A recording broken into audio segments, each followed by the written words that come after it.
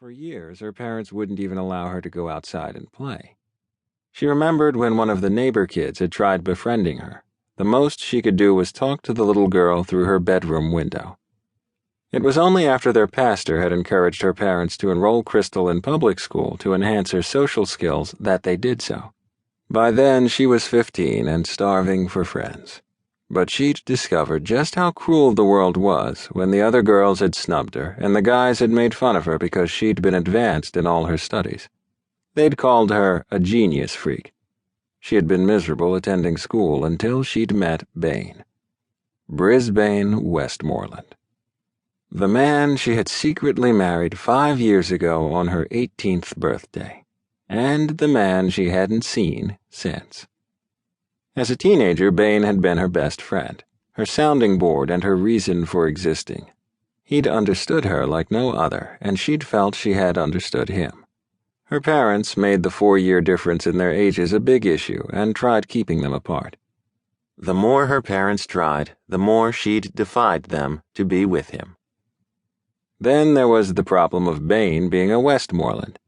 Years ago, her and Bane's great-grandfathers had ended their friendship because of a dispute regarding land boundaries, and it seemed her father had no problem continuing the feud.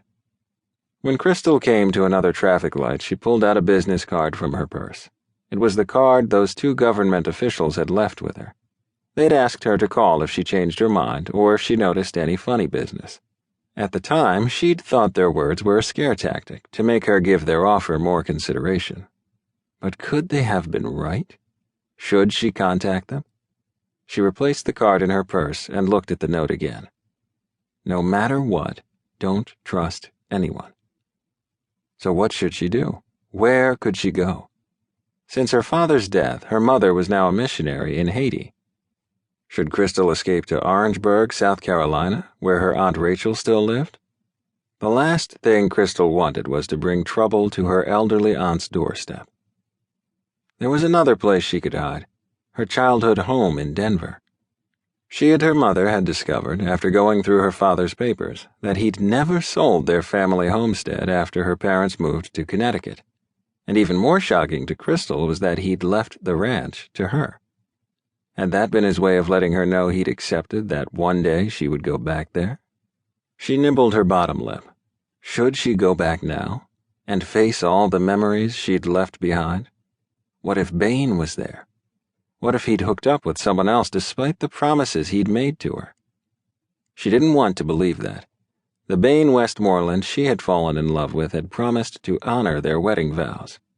Before marrying someone else, he would seek her out to ask for a divorce. She thought about the other promise he'd made and wondered if she was the biggest fool on earth. He'd vowed he would come back for her. That had been 5 years ago, and she was still waiting. Was she wasting her life on a man who had forgotten about her? A lot could have happened since he'd made that promise. Feelings and emotions could change. People could change. Why was she refusing to let go of teenage memories with a guy who might have moved on with his life? Legally, she was a married woman, but all she had to show for it was a last name she never used and a husband who'd left her with unfulfilled promises. Her last contact with him after her father had sent her away was when he'd called to let her know he was joining the Navy. Did he expect her to wait until he got tired of being a sailor, moving from one port to the next? What if an emergency had come up and she'd needed him? She knew the answer to that without much thought. Had an emergency arisen, she could have reached him through his family. Although the Westmorelands had no idea where she lived now, she'd always known where they were. She could have picked up the phone and called Dylan, Bane's eldest brother, if she'd ever truly wanted or needed to contact Bane. Several times she'd come close to doing that, but something had always held her back. First of all, she knew the Westmorelands blamed her for a lot of the trouble Bane had gotten into. As teens, her and Bane's relationship had been obsessive, and she didn't want to think about the number of times they'd broken the law to be together. She'd had resorted to cutting school, and regardless of what her parents had assumed, the majority of the time it had been her idea and not his.